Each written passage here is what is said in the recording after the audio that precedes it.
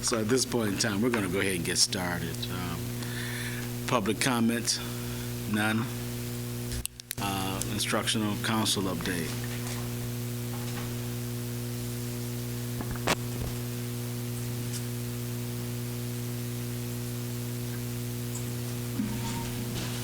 Wherever I sit, I sit in front of somebody. Good morning. How are you? Good morning. Morning. Good morning, Pastor Moody, Reverend Matthias. I'm Pat Reagan. I'm going to be doing the instructional council update, and so that I don't veer from the topic, I'm going to be reading what you probably already have in your packet. The instructional council met on Thursday, December 17th at Innovation Central High School. Meetings usually take place this year on the third Thursday of each month from 1 to 3 p.m. at the GREA building or individual school buildings, depending on the needs of the teachers who are making the presentations to the council. Mr. Gideon Sanders, Innovation Central High School Assistant Principal and Director for Innovative Strategies, presented 2 courses, Civil Engineering and Architecture. Course level is grades 10 through 12, and that's for the Academy of Health Sciences and Technology and the Academy of Modern Engineering. The Principles of Biomedical Science for the same grade level and for the same small schools or centers of innovation at Innovation Central. Both courses are high school level specialized courses in the Project Lead the Way engineering program, which is in its second full year of operation at Innovation Central High School. After Mr. Sanders' detailed presentation, both courses received support from the council. Our next meeting is this week, Thursday, January 21st, from 1 to 3 at the GREA meeting room.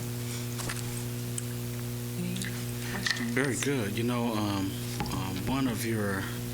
one of Central Innovation's students received a full ride scholarship from Davenport last night. Wonderful. At the King celebration. I thought that was pretty exciting. Mm-hmm. So that's something that the school can shout about. Absolutely. Absolutely. No board members can attend these meetings. Is that correct? I'm going to defer to Mrs. Evans regarding. No board members? Yeah, it is the committee of teachers primarily. And the superintendent does. Brad, got any questions? Well, I mean, I've done some biomedical work, so it's really exciting. I'm hoping that, these 2 areas in engineering, civil, and biomedical, that staff teaching them could really bring it alive, because it is such a robust. I mean, if I've been in surgical rooms where you see this stuff in action, like a heart pace machine or a blood pump, and then you see the science of it, and it's like, holy cow. So it's exciting if they can really get that hands-on. I think it'll make it alive, other than it's an academic course. Right. And you get a lot of theoretical, but if they actually see how all of that is implemented and how important science becomes, it's really exciting. So that's great, good work. Well, the syllabus itself is exciting to read. I saw that. So, but thank you for that comment. Do the students have the computers that they need for the work that they have to do? Again, I would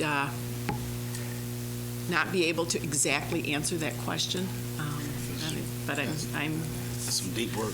I think what I've seen is that Innovation Central, certainly with Mr. Sanders' leadership and Mr. Frost as well, are advocating for what the students need. I mean, it does say that they'll be using 3D architectural design software, so I'm assuming that they have the software and hardware to be able to do projects and do those kinds of design pieces, along with the biomedical as well. So,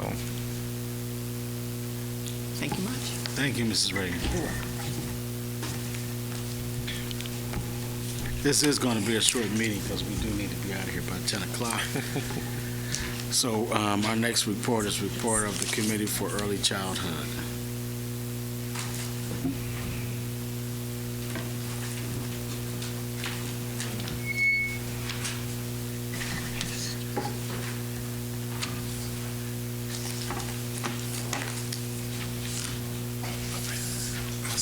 Good morning, Pastor. Good morning. How are you? I'm great. I'm Matthew Beresford, Director of Early Childhood, and I'm excited to give you an overview on the academic achievement within the pre-kindergarten year. I'll start with the grant specifically. So Grand Rapids Public Schools participates in this GSRP grant. It's a state-funded grant to provide world-class preschool program to the 4-year-old children throughout the city. Our primary goal is to provide 4-year-old children with a high-quality preschool experience that will prepare them socially, emotionally, cognitively, and physically for their kindergarten year. In the back of the trifold brochure that I passed out, it goes over our mission a little more in depth, too. That it really is a collaborative mission with families to provide students with that world-class pre-kindergarten education with proven approaches and best practices. We teach every student using play-based environments that support critical thinking skills, develop positive self-esteem, facilitate their independence, so they'll be able to navigate kindergarten independently within the school, and build an excitement for lifelong learning. And that really is key, that it's a fun first year in the buildings, that they're building relationships with their teacher and trusting them and knowing that all their needs will be met in this building. That kind of seems big and scary to a 4-year-old at first, and it's phenomenal.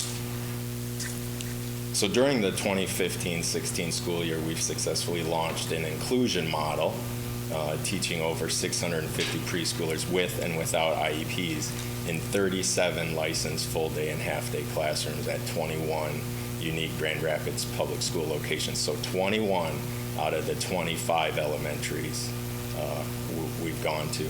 Really shifted away from being early childhood centers where the preschoolers and their families would engage in places like West Leonard, places like Ridgemore that we used to have, where they didn't really build a relationship with the district and with the school for that kindergarten year, because they never met the kindergarten teacher down the hall. They didn't meet the building leader, the principal, and come within that positive culture within the building.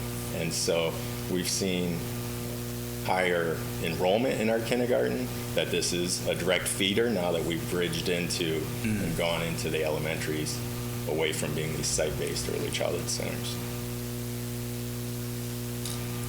The teaching staff, all teachers are elementary certified with state, and they possess the additional early childhood ZA, was the previous early childhood endorsement, which I have on my certificate. ZS is what a lot of the universities went to a few years ago, and that ZS, the S stands for special ed, so they're getting a little more special ed background mixed with their early childhood practices. The Z stands for what again? It's just the code they the gave code. for early childhood by the state. But the S stands for special ed. Right. And all classrooms also have a paraprofessional that has child development associates or associates in early childhood.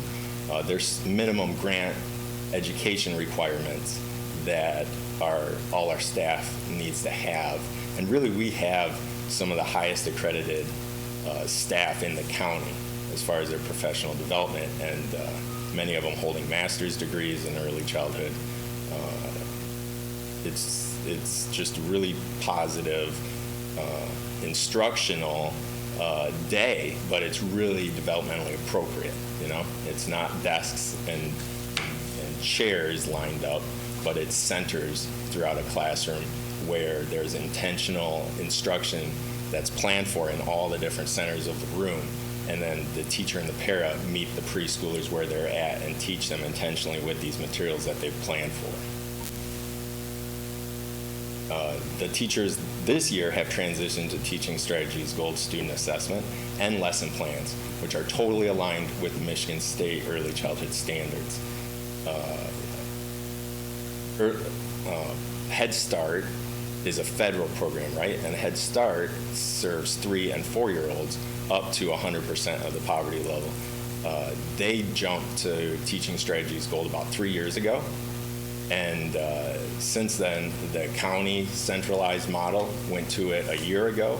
And then we finally said, yep, to really compare our data with the rest of the preschoolers in Michigan, we really want to be on that same student assessment. And really it brought a lot of alignment to our teachers who are using different formats of lesson plans. Now everything's streamlined. It's all web-based. They can see their lesson plans whenever they want, and I can see them too and make sure that we're planning properly. Teachers also have gotten a rich new data source through Teaching Strategies Gold. So they can print a profile report of their class of all 16 preschoolers and see exactly where they can do targeted teaching, because there might be some opportunity gaps in language or literacy or rhyming, and then they can plan more activities for that. We also support the district's literacy continuum, and we also support the early elementary PLC work that's happening in the buildings.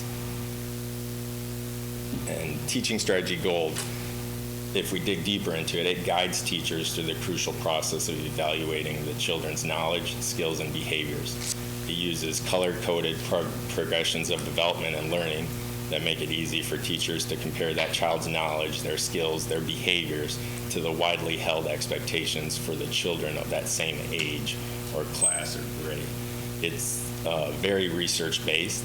They've used it and trialed it and refined it in over 25,000 preschool classrooms around the country.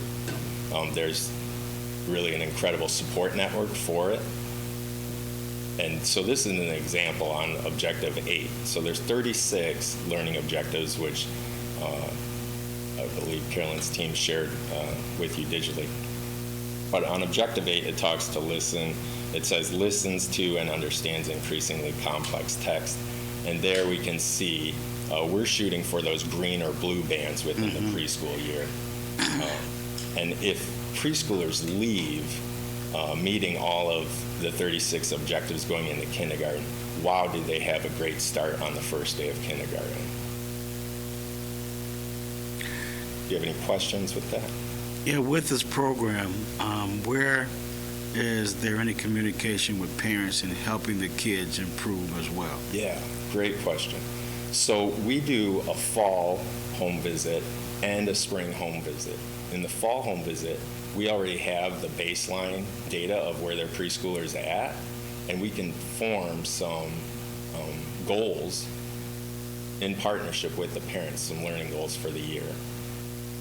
And then also, this program allows for a parent, it has a parent porthole piece. So if we get the parent's email address, they can even look in on their child's progress and learning through their smartphone.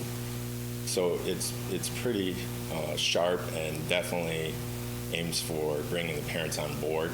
Then we also do monthly parent activities. So monthly, the preschool teachers will host parents and focus on a certain area within the student assessment and activities that they could support with over the weekends and such.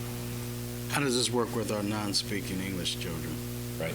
So the program, when you first enroll a preschooler that's classified as ELL or native language other than English, it adds another 2 learning objectives, 37 and 38, which is working on how they're comprehending and coming on to English. And then at our high ELL percentage schools, we have a fluent teacher in Spanish or a fluent parapro. Yeah, I was going to say, because we have a good many of our elementary schools that have a high population of, certainly of Spanish-speaking parents. Right. So yeah, I was wondering as well what Pastor Moody was saying is, so you're saying that either the teacher is bilingual or the parapro. Right.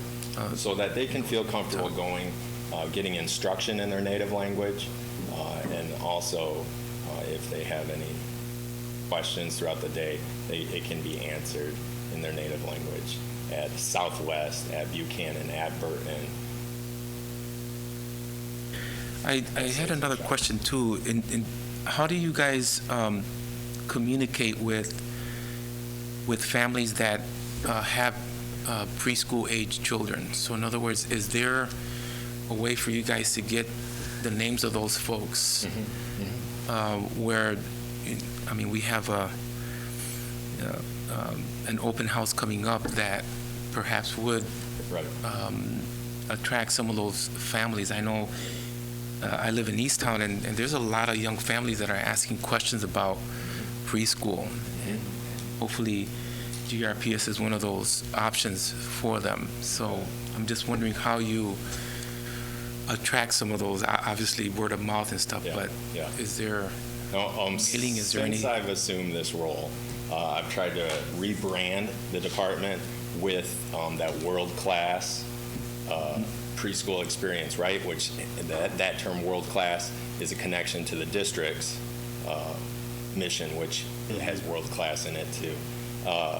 And then I've made it as one of the three balls that I'm always juggling, that recruitment and retention of the next class of preschoolers. We have grown the program in the last 2 years since I've become director by about 40%, serving about 400 preschoolers back in 13-14 school year to 650 this year, going from 22 classrooms to 37 classrooms.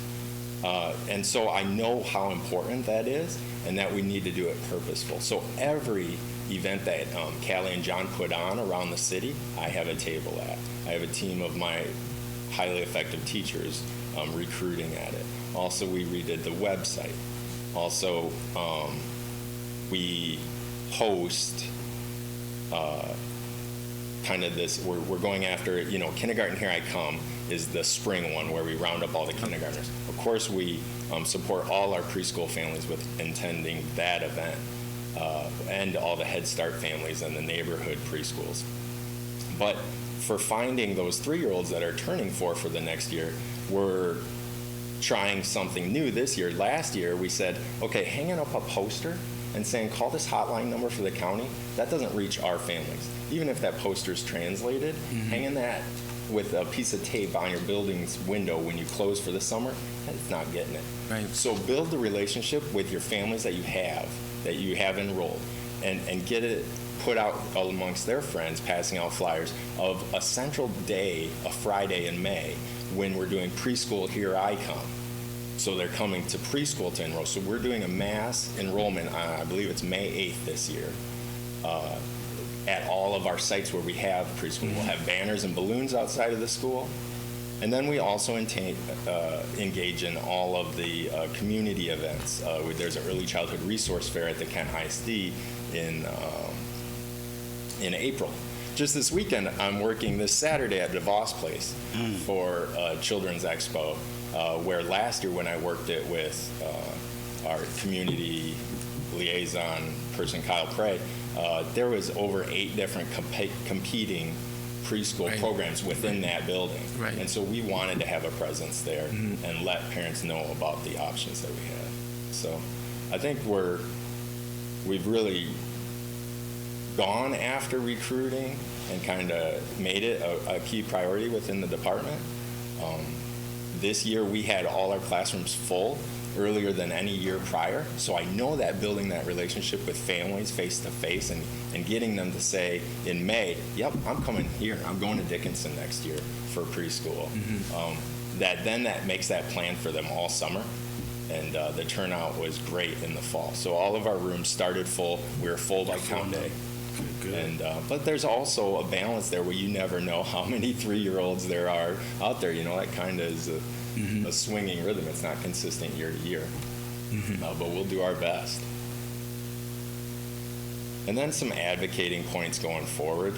We're looking forward and participating at this Great Start Readiness program through the state for many years to come. We are the only district that has ownership over our preschool rooms. All the other districts in the county went to the centralized model within Kent ISD a couple years ago. The board and Teresa made the decision to keep it internal, and I think it was a wise decision because then we can control what's happening within them, and that layer of recruiting and support that keeps supporting our grades as they go up.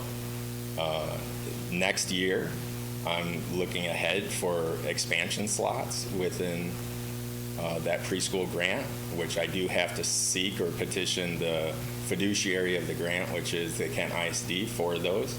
But I expect that we will get them because we're based within the city and we have the highest need. How many expansion slots are you looking at? I'm looking for additional classrooms, 32 slots, which it takes 2 slots to fund one preschooler for the full day. So it's kind of like one's a AM, one's a PM. So 32 slots for Coit and 32 for Sherwood Park. So that would add 1 room of preschool to both of those schools. You know, we were, my wife and I had hosted a dinner for parents, and we invited, folks in our neighborhood that had that age group, and it was really interesting, an interesting experience because there were a lot of these young parents that are looking for diversity for themselves, but their kids, and then to hear their concerns in terms of safety, in terms of the learning environment, flexibility because of their working class families, kinds of stuff. So it was really interesting to be able to see how, how we were able to meet those needs and answer those questions and people that they can go to. It just seems that not only the relationship, but then if I'm struggling with something, I know who to call. And it wasn't layers upon layers of folks. Yeah. It was just like, hey, this is what's happening. What do I do about it? And they were able to get in contact with, whether it was the teacher, the principal, whoever. So it was really interesting to see that approach that really, and I can imagine for Coit and these other schools, if you got those families that are already there doing some of that kinds of stuff, it would be very effective because they would be able to really talk to friends who talk to friends who talk to friends and be able to explain programming and all those kinds of things that they would naturally be concerned about. Yeah, I agree. And we work very hard at giving immediate customer service back out of the early childhood department upstairs.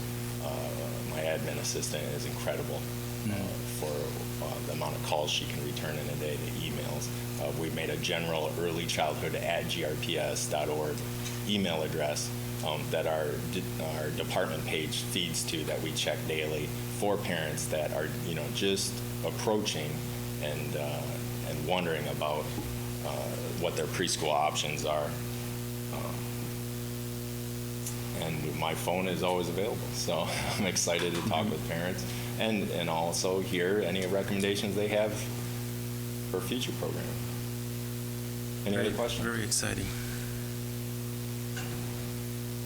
Great. Thank you. Thank you. Mrs. Evans, is there anything you want to add before we dismiss? The only thing is, and I've already kind of discussed that with you, I have laid out the topics that represent your early thinking. And so our team, the executive directors and Bridget, Pat, who are working with the priority schools and a few others, Dr. DeVore, will wait to hear back from you. Thank you. Thank you, Doctor. At this point in time, we're dismissed.